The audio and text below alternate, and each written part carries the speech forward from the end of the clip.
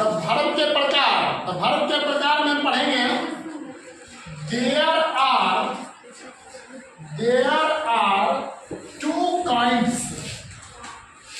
two kinds of the verb. There are two kinds of the verb. इसका मतलब हुआ verb दो प्रकार के होते हैं। verb कितने प्रकार के? पहला verb होता है main verb,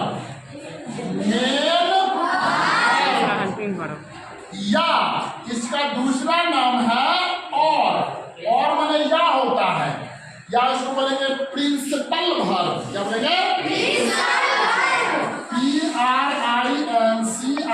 PRINCIPAL, principal verb. या एक और इसका नाम है या फूल वर्ब, और इसका हिंदी में इसको बोलते हैं मुख्य क्रिया। क्या बोलते हैं? मुख्य क्रिया। हिंदी में मुख्य क्रिया बोला जाता है। दूसरा जो वर्ब होता है वो होता है auxiliary verb, AUXILIARY, auxiliary verb, या इसको बोलते हैं हेल्पिंग वर्ब। क्या बोलते हैं? HELPING, helping verb. इसको हिंदी में क्या बोलते हैं? सहायक क्रिया। सहायक क्रिया हिंदी में क्या बोलते हैं? ये वर्ब के दो प्रकार हैं, मेन वर्ब और एक्सुलरी वर्ब। हम एक ही नाम याद कर सकते हैं, एक ही नाम बोलना है तुमको। अगर ज्यादा दिक्कत होगा बोलने तो main verb, helping verb, main verb, helping verb. मुख्य क्रिया, सहायक क्रिया, दो ही क्रिया है। क्रिया मतलब जिससे किसी काम का होना या करना। काम जब करते हैं तो क्रिया हुआ। क्रिया दो ढंग का, मेन वर्ब, हेल्पिंग वर्ब। मुख्य क्रिया, सहायक क्रिया। मुख्य क्रिया दो ही क्रिया होता है। इसको उतार लीजिए। और हेल्पिंग वर्ब, सबसे पहले हम पढ़ेंगे मेन वर्ब क्या है। हेडिंग करते हैं मेन वर्ब।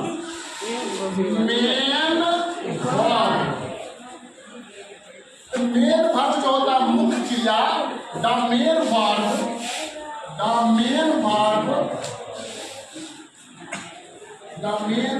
shows action।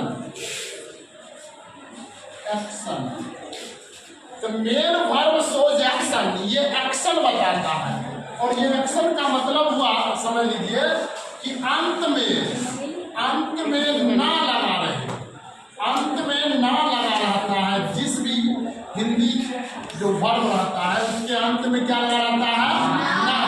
अब जैसे देखिए पढ़ना, ना है, लिखना,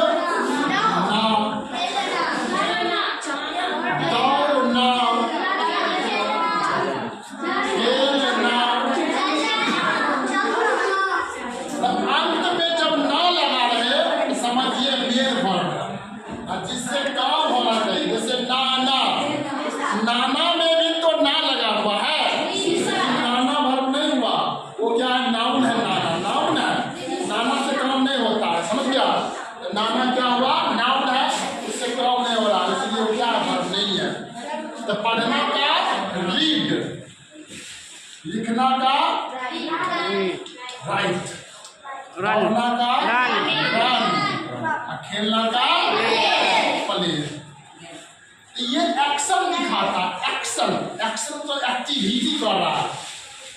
एक्शन मतलब एक्टिविटी मतलब कोई काम, जैसे दौड़ना, तो दौड़ना एक्टिव है, लिख रहा है तो हाथ चल रहा है, एक्टिव है। इस प्रकार से एक्टिविटी दिखाता है, इसीलिए इसको एक्शन बोला जाता है। तो तुम इसको मेन वर्ब के साथ साथ एक्शन वर्ब भी बोल सकते हो। इस वर्ब को दूसरा नाम क्या देंगे हम? Action verb. इसका तुम दूसरा नाम भी एक्शन वर्ब दे सकते हो। इसका दूसरा नाम एक्शन वर्ब दे सकते हो। क्योंकि ये एक्टिविटी और एक्शन दिखाता है। पढ़ना, हंसना, गाना, जाना, रोना, मरना, जन्म लेना, खेलना, ये सब क्या है? एक्शन वर्ब है, मेन वर्ब है। ये सब मेन वर्ब, समझ गया? मेन वर्ब, मेन वर्ब जिसके अंत में ना लगा उसको मेन वर्ब बोला जाता है। कोई दिक्कत समझने में? तो ये जो मेन वर्ब है ये दो प्रकार का होता है। मेन वर्ब के दो प्रकार हैं, दो प्रकार हैं। पहले देखेंगे प्लुरल,